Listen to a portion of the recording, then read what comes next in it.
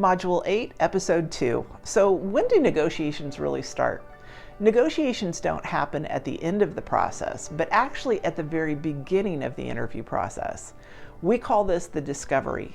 It's a discovery process where you identify the scope of work that needs to be done, the commitment levels that are going to be required of you, and exactly what is expected.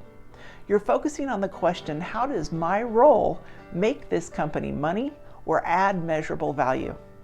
As the process of dialogue unfolds, you need to frame your value in ways that resonate with the decision maker.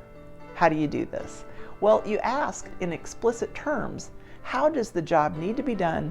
How does it need to be done profitably?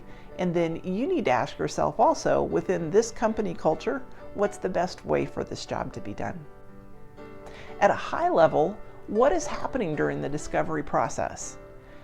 You are asking the question, do I like you? Can you utilize my best talent? Do I fit into this culture? Am I passionate about the opportunity we're discussing? As you answer their questions and they answer your questions, the match emerges. And this is typically when a blue begins to transition to a red.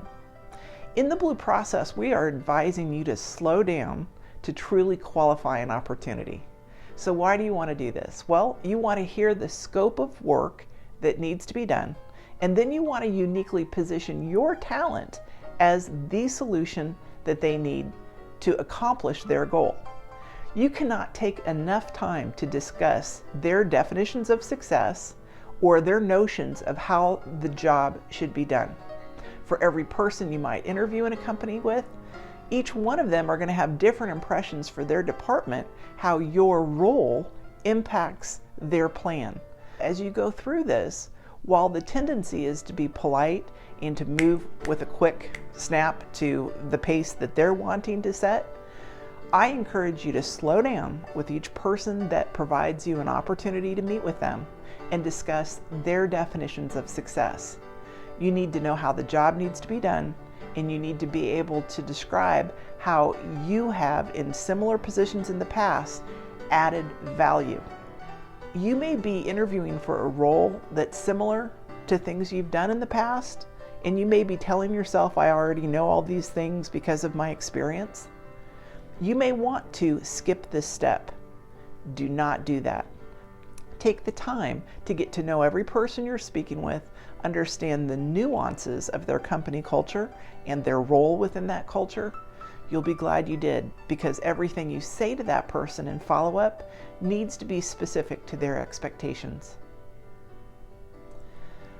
At a low level, you are clarifying critical details.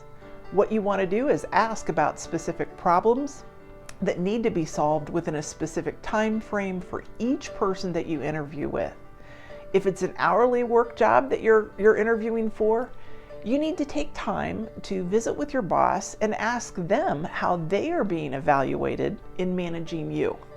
Why do you do this? Well, you do it so that you understand how to both meet and exceed their expectations of you and your performance.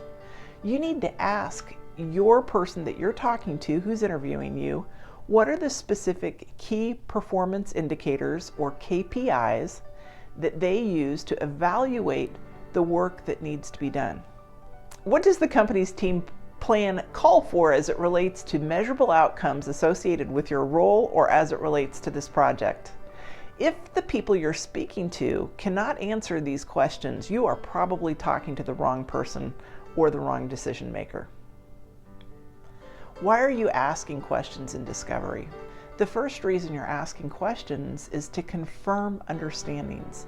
You need to establish a mutual vocabulary as it relates to the measures of success associated with the job or the work at hand. Once you understand the scope, you need to ask them if you can forward to them a detailed case study or further example or illustration to demonstrate how you've solved similar problems or crafted solutions for other clients, employers, or projects that you've worked on. Each person you meet with is going to want to know how and what you can do for them. There's always additional questions after a meeting, and there's always opportunity for you to provide further illustrations. And this helps you to control the internal dialogue that are going on inside of companies that enable the person who's interviewing you to push the easy button and forward your information along with your case study to someone else, explaining why they're endorsing you as a candidate.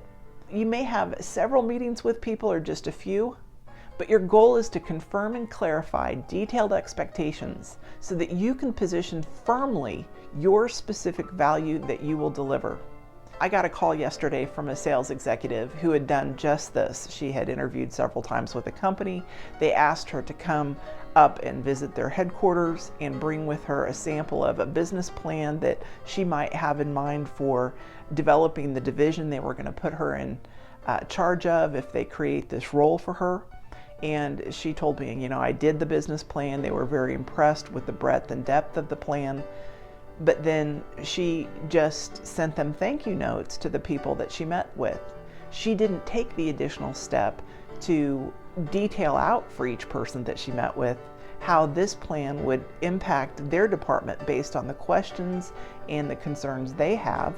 And she realized in talking to me that she could take this step. And this is the value of further documentation and detail.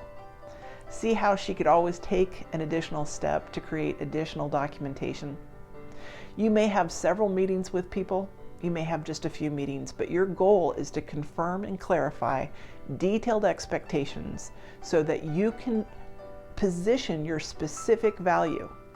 And the goal for this business executive, as we further talked it through, is that she should offer in a closing strategy a war room session to take that business plan that she crafted and then further discuss with the leadership team a 30, 60, 90-day plan to implement that plan. Do you see how she's taking initiative to take the business plan or the ideas that she has for this company and then talk about how and what implementation would look like? That's a war room strategy. And that is an excellent way to further the dialogue as you go through this process. Each person that you deal with will be looking at the quality of the information that you're providing and asking the question, is this a good fit for us? So each person should get a thank you note that reiterates your priorities that you've heard, and you should attach a proposition document that further describes how you've done similar work solving problems similar to theirs that resonates with their personal definitions of success.